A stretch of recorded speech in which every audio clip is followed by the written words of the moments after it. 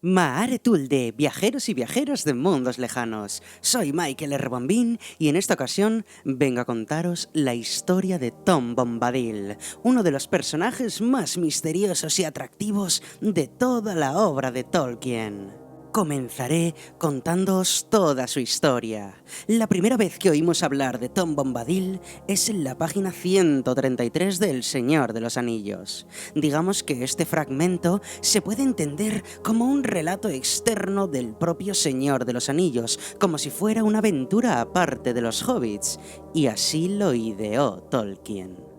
Los 4 hobbits pasaban por el bosque viejo en dirección a Bree cuando un sauce engulló a Pippin. Los 3 medianos intentaron de todo para liberar al cuarto, pero no consiguieron nada, ni con amenazas, golpes o fuego. En ese momento, Frodo comenzó a pedir ayuda al aire, a nadie y a cualquiera que pasara por allí. Fue entonces que los hobbits escucharon una feliz melodía que no sabían de dónde procedía y que con voz grave pero alegre decía: Hola Dol, feliz Dol, toca un dondillo, toca un don, salta sauce del falo, tom bom alegre tom, tom bombadillo. Mitad esperanzados, mitad temerosos de un nuevo peligro, Frodo y Sam se quedaron muy quietos. De pronto, luego de una larga tirada de palabras sin sentido, o así lo parecía, la voz se oyó fuerte y clara, y la música prosiguió. Ante ellos aparecía un hombre, no tan bajito como un hobbit ni tan alto como un hombre. Tenía un aspecto afable, bastante grueso, de cara redonda y mejillas sonrosadas como 2 manzanas rojas, y de ellas colgaba una densa y larga barba castaña. Vestía una chaqueta azul a juego con sus brillantes ojos celestes, calzaba unas botas amarillas y en su cabeza descansaba un viejo y estropeado sombrero de copa alta, en el que descansaba a su vez una larga pluma azul. El personaje les miró y en su rostro se dibujaban cientos de arrugas propias de la sonrisa. Entonces, atónitos, le pidieron ayuda, pues el sauce había atrapado a Pippin y, sorprendido por aquello, Tom apoyó los lirios que le llevaba su mujer y dijo: El viejo hombre sauce, nada peor, ¿eh? Eso tiene fácil arreglo. Conozco la cancioneta que le hace falta. Viejo y grise hombre sauce, le helaré la médula. Si no se comporta bien, le cantaré hasta sacarle afuera las raíces. Le cantaré un viento que le arrancará hojas y ramas. Viejo hombre sauce. Entonces Tom se acercó y le susurró algo al sauce que ninguno de los 4 hobbits escuchó, pero el sauce, obstinado, no parecía querer entrar en razón. «Déjalo salir, viejo hombre sauce. ¿Qué pretendes? No tendrías que estar despierto. Come tierra, cava hondo, bebe agua, duerme. Bombadil habla». Y tras decir estas palabras, el sauce liberó al mediano.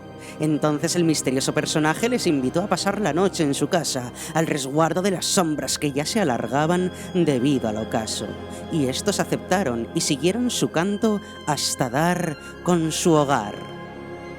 Una vez allí, otra voz clara, joven y antigua como la primavera, como el canto de un agua gozosa que bajaba a la noche desde una mañana brillante en las colinas, cayó como plata hasta ellos. Era la mujer de Bombadil, Valla de Oro, la hija del río. De esta mujer se nos cuenta que era la hija de la mujer del río, y en las aventuras de Tom Bombadil se nos narra parte de su historia. Y es que Valla de Oro era una más de quienes habitaban desde hacía tiempo en el bosque viejo, y con quienes Bombadil tenía trato continuo. Un día, Tom le pidió que fuera a su casa, en lugar de quedarse de por vida en el río, y bajo las melodías del bosque y de Tom, ambos se casaron entre lirios. Cuando entraron, vieron a la mujer. Los cabellos rubios le caían en largas ondas sobre los hombros. Llevaba una túnica verde como las cañas jóvenes, salpicada con cuentas de plata como gotas de rocío, y el cinturón era de oro, labrado como una cadena de azucenas. A sus pies, en vasijas de cerámica de color pardo y verde, flotaban unos lirios de agua, de modo que la mujer parecía entronizada en medio de un estanque. Allí los hobbits encontrarían descanso de su viaje y una mesa llena de manjares. La bebida, que en los tazones parecía ser simple agua fresca, se les subió a los corazones como vino y les desató las lenguas. Los invitados advirtieron de pronto que estaban cantando alegremente, como si eso fuera más fácil y natural que hablar. Valla de Oro se asemejaba a una elfa en esplendor, poder y presencia, pero se trataba de otra cosa, más profunda, más insondable. «Hermosa dama», dijo Frodo al cabo de un rato, «decidme, si mi pregunta no os parece tonta, ¿quién es Tom Bombadil?» «Es él», dijo Valla de Oro, dejando de moverse y sonriendo. Frodo la miró inquisitivamente. «Es como lo has visto», dijo ella respondiendo a la mirada de Frodo. «Es el señor de la madera, el agua y las colinas». «¿Entonces estas tierras extrañas le pertenecen?» «De ningún modo», dijo ella, y la sonrisa se le apagó. «Eso sería en verdad una carga», susurró. «Los árboles y las hierbas y todas las cosas que crecen o viven en la región no tienen otro dueño que ellas mismas. Tom Bombadil es el señor. Nadie ha atrapado nunca al viejo Tom caminando en el bosque, vadeando el río, saltando por las colinas a la luz o a la sombra. Tom Bombadil no tiene miedo, es el señor». Tras terminar de cenar, Valla de Oro les arroparía y les quitaría el miedo, pues estaban en la casa de Bombadil y allí nada malo podía suceder. Estaban a salvo mientras permanecieran entre aquellas paredes. Entonces durmieron y al despertar desayunaron copiosamente y como llovía se quedaron en casa y en palabras de Tom... «Es el día de lavado de Valla de Oro y también de la limpieza de otoño. Llueve demasiado para los hobbits, que descansen mientras les sea posible. Día bueno para cuentos largos, para preguntas y respuestas, de modo que Tom iniciará la charla». Los 4 invitados se sentaron y Tom les contó entonces muchas historias notables, a veces como hablándose a sí mismo y a veces mirándolos de pronto, con ojos azules y brillantes bajo las cejas tupidas. A menudo la voz se le cambiaba en canto y se levantaba entonces de la silla para bailar alrededor.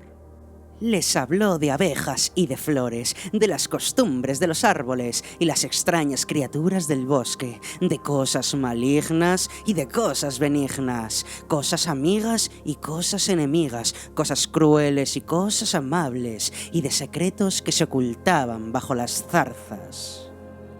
Las palabras de Tom desnudaban los corazones y los pensamientos de los árboles, pensamientos que eran a menudo oscuros y extraños, colmados de odio por todas las criaturas que se mueven libremente sobre la tierra, arañando, mordiendo, rompiendo, cortando, quemando, destructoras y usurpadoras. No se le llamaba el bosque viejo sin motivo, pues era antiguo de veras, sobreviviente de vastos bosques olvidados, y en él vivían aún, envejeciendo tan lentamente como las colinas, los padres de los árboles, recordando la época en que eran señores. Los hobbits oyeron hablar de los grandes túmulos y de los montículos verdes y de los círculos de piedra sobre las colinas en los bajos. Los tumularios paseaban por las oquedades con un tintineo de anillos en los dedos fríos y cadenas de oro al viento. Los círculos de piedra salieron a la superficie de la tierra como dientes rotos a la luz de la luna. Tom cantó la luz de las estrellas antiguas, cuando solo los ancianos elfos estaban despiertos, pues Bombadil era tan viejo como ellas. Entonces Frodo detuvo su retahíla de relatos y canciones y dijo: «¿Quién sois, señor?» ¿Eh? ¿Qué? dijo Tom enderezándose y los ojos le brillaron en la oscuridad. ¿Todavía no sabes cómo me llamo? Esa es la única respuesta. Dime, ¿quién eres tú? Solo tú mismo y sin nombre. Pero tú eres joven y yo soy viejo, el antiguo. Eso es lo que soy. Prestad atención, amigos míos. Tom estaba aquí antes que el río y los árboles. Tom recuerda la primera gota de lluvia y la primera bellota. Abrió senderos antes que la gente grande y vio llegar a la gente pequeña. Estaba aquí antes que los reyes y los sepulcros y los tumularios. Cuando los elfos fueron hacia el oeste, Tom ya estaba aquí, antes que los mares se replegaran. Conoció la oscuridad bajo las estrellas antes de que apareciera el miedo, antes que el Señor Oscuro viniera de afuera.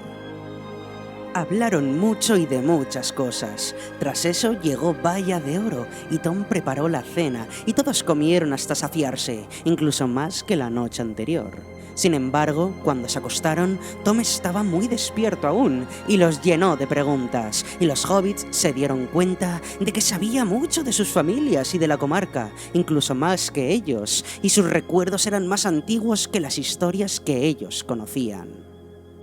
Tanto preguntó Tom y tan a gusto hablaba Frodo con él, que terminó hablando de Gandalf, de Bilbo, de los jinetes oscuros, de su misión y, como no puede ser de otra manera, del anillo único que portaba. Y entonces sucedió lo que más debates ha sugerido este entrañable y misterioso personaje. «Muéstrame ese precioso anillo», dijo de repente en medio de la historia. Y Frodo, él mismo asombrado, sacó la cadena y, desprendiendo el anillo, se lo alcanzó enseguida a Tom. Pareció que el anillo se hacía más grande en un momento, en la manaza morena de Tom. De pronto alzó el anillo, lo miró de cerca y se rió.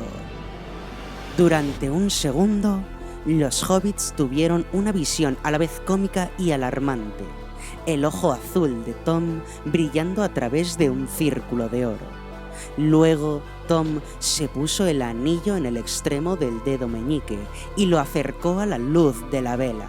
Durante un momento, los hobbits no advirtieron nada extraño. Enseguida se quedaron sin aliento. Tom no había desaparecido. Tom rió otra vez y echó el anillo al aire, y el anillo se desvaneció con un resplandor. Frodo dio un grito y Tom se inclinó hacia adelante y le devolvió el anillo con una sonrisa. Frodo miró el anillo de cerca y con cierta desconfianza, como quien ha prestado una moneda a un prestidigitador. Era el mismo anillo o tenía el mismo aspecto y pesaba lo mismo. Siempre le había parecido a Frodo que el anillo era curiosamente pesado. Pero no estaba seguro y tenía que cerciorarse. Quizá estaba un poco molesto con Tom a causa de la ligereza con que había tratado algo que para el mismo Gandalf era de una importancia capital y tan peligrosa. Esperó la oportunidad. Ahora que la charla se había reanudado y Tom contaba una absurda historia de tejones y sus raras costumbres, se deslizó el anillo en el dedo. Merry se volvió hacia él para decirle algo y tuvo un sobresalto, reprimiendo una exclamación. Frodo estaba contento, en cierto modo. Era en verdad el mismo anillo, pues Merry clavaba los ojos en la silla y obviamente no podía verlo. Frodo se puso de pie y se escurrió hacia la puerta exterior, alejándose de la chimenea. ¡Tú! Gritó Tom, volviendo hacia él unos ojos brillantes que parecían verlo perfectamente. Ven, Frodo, ven aquí. ¿A dónde te ibas? El viejo Tom Bombadil todavía no está ciego. Sácate ese anillo dorado. Te queda mejor la mano desnuda. ven aquí, deja ese juego y siéntate a mi lado. Tenemos que hablar un poco más y pensar en la mañana. Tom te enseñará el camino justo, ahorrándote extravíos». Frodo se rió, tratando de parecer complacido, y sacándose el anillo, se acercó y se sentó de nuevo. Esta levedad con la que Bombadil trató el anillo y el que no le afectara en ningún sentido es lo que más ha hecho devanarse los sesos a los amantes de la obra, pero más tarde hablaremos de ello al detalle. Prosigamos con su historia. Entonces hablaron sobre el mejor camino que tomar, que se alejaran de los túmulos y siempre anduvieran sobre hierba verde, y tras eso descansaron de nuevo, y no fue una noche agitada como la anterior, sino que todos sus males y pesares parecieron desaparecer. Aquella noche no oyeron ruidos, pero en sueños o fuera de los sueños, no hubiera podido decirlo, Frodo tuvo una visión del futuro, una visión profética, pues vería alzarse ante él una costa que sería idéntica a la que vería al llegar a las tierras imperecederas de Aman, pero él no lo sabía aún. Tras aquello, se despidieron de Tom, de Valla de Oro, y prosiguieron con su camino. La siguiente ocasión en la que oímos hablar de Bombadil es cuando los hobbits desoyeron el consejo de Tom, terminando en las garras de los tumularios. Los hobbits habían sido presa de los encantamientos de estos y se encontraban casi petrificados.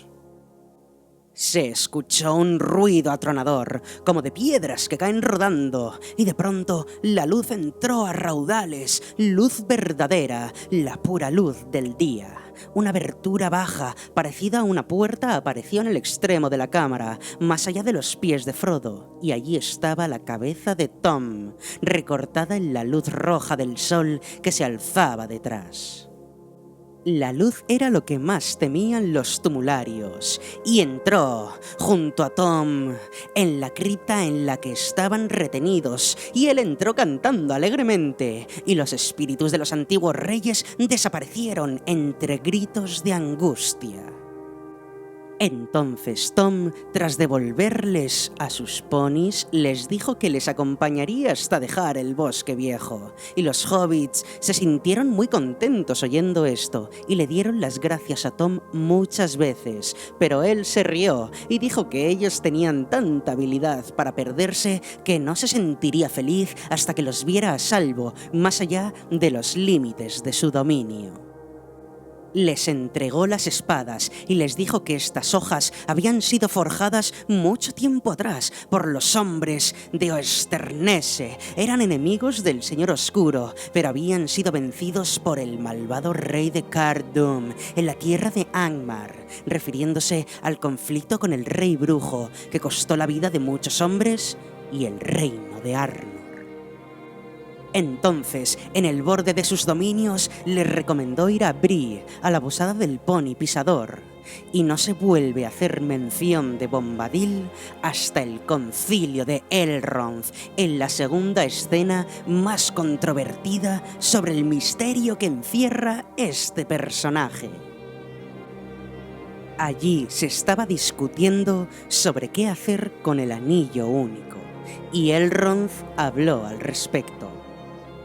Por esas tierras yo viajé una vez y conocí muchas cosas extrañas y salvajes, pero había olvidado a Bombadil.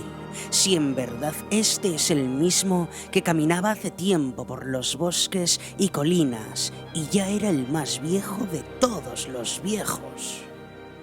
No se llamaba así a la sazón, y Arwain Ben Adar lo llamábamos, el más antiguo y el que no tiene padre. Aunque otras gentes lo llamaron de otro modo.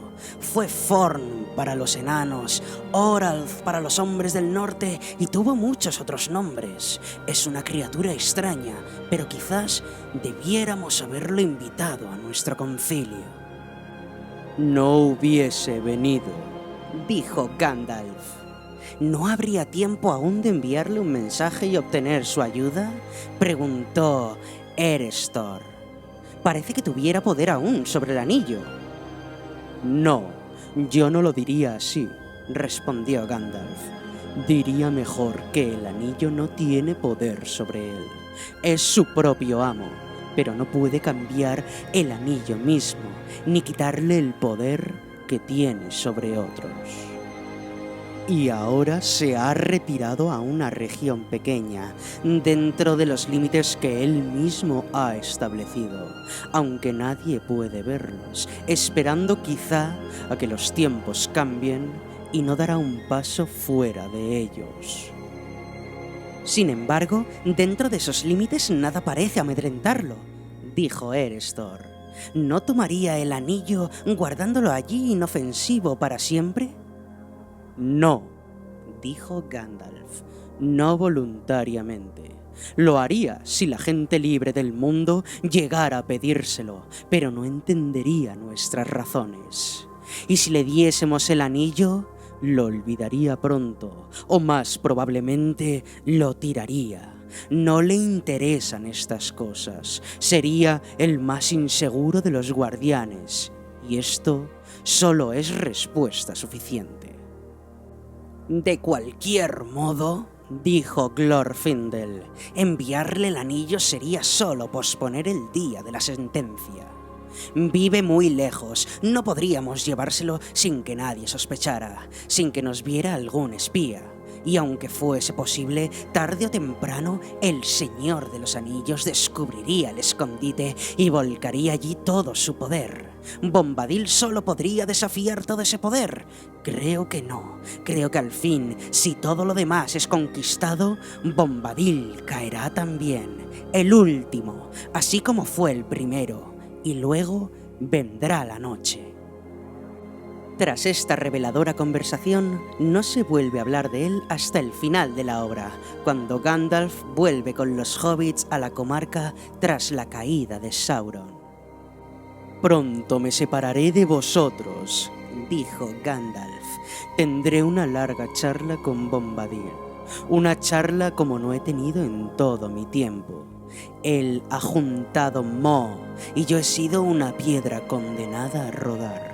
Pero mis días de rodar están terminando y ahora tendremos muchas cosas que decirnos. Y después de que Frodo exclamase que le encantaría ver a Bombadil de nuevo y que Gandalf le tranquilizase diciendo que estaría bien y poco interesado en todo por lo que habían pasado, excepto quizás en su encuentro con los Ents, se dirigió a visitarlo. Esto es todo lo que se cuenta sobre Bombadil en El Señor de los Anillos. Ahora entraremos a hablar sobre las teorías que hay tras su persona. Y es que Tom aparece de la nada, no parece tener miedo ni interés en el anillo o en cualquier cosa que esté fuera del Bosque Viejo.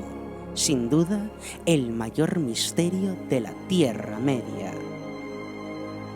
Hablaremos de las 4 teorías más conocidas y daré la mía propia al respecto. Iremos de la más grande a la más pequeña, y es que en primer lugar se dice que Tom no era otro que Eru Ilúvatar, el único, el Alfa y el Omega. Esta teoría, pese a responder a muchas de las cuestiones, fue desmentida por el propio Tolkien en su famosa carta a Hastings, quien le expresaba su temor a que Tolkien hubiera hecho una alegoría de Dios.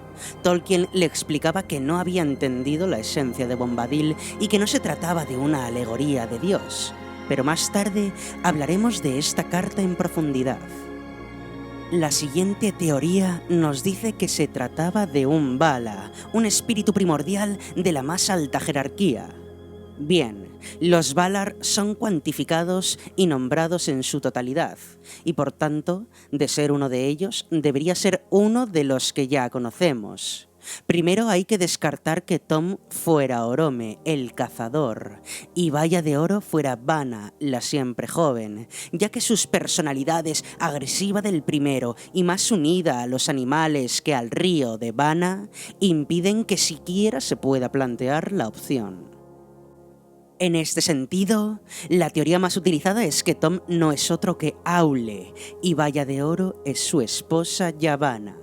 Sin embargo, hay muchos cabos sueltos en esta teoría, pues podemos ver que Tom es ajeno al mundo, no le importa y sobre todo, como dice Gandalf, no le interesa el anillo, incluso lo podría perder por el poco interés que le suscita.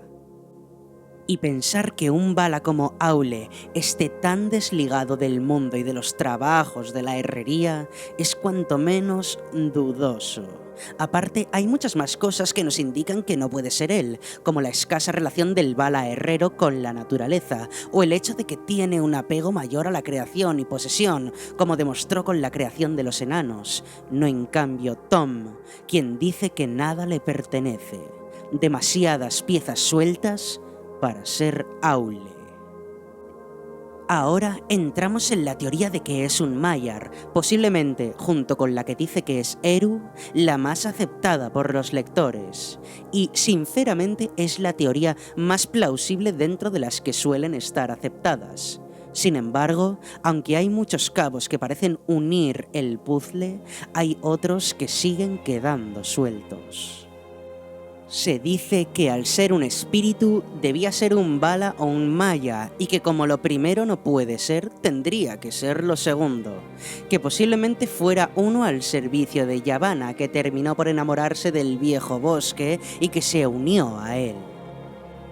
Sin embargo, yo descarto esta teoría, aparte de porque Tolkien no lo afirmara ni escribiera en ningún lado, y ya sabemos lo que le gusta apuntar las cosas a Tolkien, no lo creo básicamente por su relación con el anillo y con su influencia, y con el propio mundo. Un ser unido a la naturaleza como debía ser un Maya, no se sentiría tan indiferente respecto a la posible desaparición y muerte de la misma. Siendo un Maya que vivió allí desde antes de la llegada de Morgoth, habría vivido los diferentes oscurecimientos y la caída en las sombras de la Tierra Media, cuando las bestias y seres oscuros corrían a sus anchas por aquellos lugares y solo las estrellas iluminaban el mundo. Y su afección debió ser tan grande que aquella esencia de maldad debería afectarle de alguna manera, y no se referiría a ella con tal indiferencia por mucho que se hubiera apartado de los seres ajenos a su reino. Aparte, tenemos la aparente falta de influencia con el anillo. Se dice que a Gandalf y a Saruman les afectaba tanto porque eran Istari, Maiar encarnados en cuerpos mortales y con el poder reducido y encerrado en su recipiente de carne. Estamos de acuerdo en que el poder de los Istari estaba reducido, pero el anillo único encerraba una parte gigantesca del poder del Maya posiblemente más poderoso de todos los que hubieron, quizás solo a la altura de Ongwe. Por tanto, pese a que ponérselo no le haría caer bajo su voluntad, como con las demás criaturas, sí debería sentir un incremento asombroso de su poder, como le sucedió al propio Sauron al ponérselo. El anillo debería enfrentarse a Bombadil, pues estaba creado para ello, para que ninguna voluntad mayor que la de Sauron pudiera portarlo y subyugarlo. Y si el anillo notara el poder de Bombadil, siendo este un Maya, se hubiera resistido y hubiera entrado en conflicto directo con el pequeño personaje. Y Tom no lo hubiera tomado por una baratija inservible e irrisoria, sino como aquello que de caer en malas manos podría destruir su pequeño dominio, que era, a fin de cuentas, lo único que parecía importarle. Por tanto, para mí no es un Maya, ni tan siquiera un Ainu. Llegamos a la última gran teoría, y es que se trata de Tolkien reencarnado en la obra. Es una de las teorías que para mí más se acercan a lo que yo mismo sostengo. Sin embargo, sabemos que el autor del Señor de los Anillos es Frodo, y en la parte final Sam, y por tanto, pese a que Tom pueda ser, por su esencia misteriosa, la representación del autor en la obra, no lo es a efectos reales, ya que esa función recae en Frodo y en Sam, y previamente en el Hobbit en Bilbo. Sin embargo, se acerca a mi teoría, Y es que el mismo Tolkien da unas pistas muy relevantes en su carta a Hastings, de la que hemos hablado previamente. Tom representa ciertas cosas que de otro modo hubieran quedado excluidas. No pretendo que sea una alegoría, pero la alegoría es el único modo de exhibir ciertas funciones. Es, pues, una alegoría o un ejemplar, una encarnación particular de la ciencia natural pura y real. El espíritu que desea tener conocimiento de otras cosas, su historia y naturaleza, porque éstas son otra cosa y enteramente independientes de la mente indagadora. La carta sigue y habla sobre que no es la representación de Dios y sobre su relación con el anillo, dando otros motivos por los que no creo que sea un Ainu. Y ahora sí, mi opinión es que Bombadil es el espíritu de la obra. Es puro simbolismo sin medias tintas. El Señor de los Anillos va sobre la pérdida de la magia en el mundo, sobre la tristeza que origina el olvido de lo extraordinario y el avance de la realidad. Tom y su cabaña y valla de oro son esa misma magia, son lo extraordinario, lo inexplicable, todo lo que se pierde con la niñez, con el avance del mundo terrenal. Son algo ajeno a la obra y es la obra en sí misma, su verdadero significado. Es un misterio que solo se entiende si se entiende el significado de la obra y que por tanto es inaccesible en su esencia. Para mí, la obra de Tolkien se condensa en dos personajes. Por un lado, Sméagol o Gollum, y por otro lado, Tom Bombadil. En el primero se representa la lucha del mundo por avanzar, la lucha entre el cuerpo y el espíritu, entre la magia representada como algo invasivo y el cuerpo original que hace de recipiente, la adicción que origina la magia y lo extraordinario y cómo hay que abandonarla para vivir en el mundo real. Pero a Gollum le quiero dedicar un vídeo entero, exclusivamente hablando sobre su simbolismo y haciendo un análisis de su psicología y sus múltiples significados. En cambio, con Bombadil se nos presenta la magia en su forma más pura, la ficción, la verdadera esencia de lo que trasciende a la realidad, que es ajena al mundo y que no se ve afectada por él, vive en otro lugar y se preocupa de elementos que la realidad no aprecia y no comprende, pero de los que se deleita. Es el misterio tras los sentidos, es el mundo tras el mundo, uno al que la realidad no puede ni debe acceder. En su historia se puede leer que nada malo puede pasar en la casa de Tom Bombadil, pues la casa de Bombadil es la misma novela, ajena al mundo donde sucede el dolor real, o al menos de una realidad diferente. Es por eso que creo que Tom Bombadil es el alma de la magia y por tanto el alma de la ficción, y en la ficción estamos a salvo. Y ahora, contadme, ¿quién es Tom Bombadil en vuestra propia experiencia? O mejor dicho, ¿qué es Tom Bombadil? Dejádmelo en los comentarios para saber qué opináis al respecto y si tenéis otras teorías, no dudéis en hacérmelas saber. Dadle amor al vídeo y suscribíos para más si os ha gustado, tanto a este como a mi segundo canal. Y por último, no os diré no lloréis, pues no todas las lágrimas son amargas. Gracias por vuestro tiempo y hasta la próxima.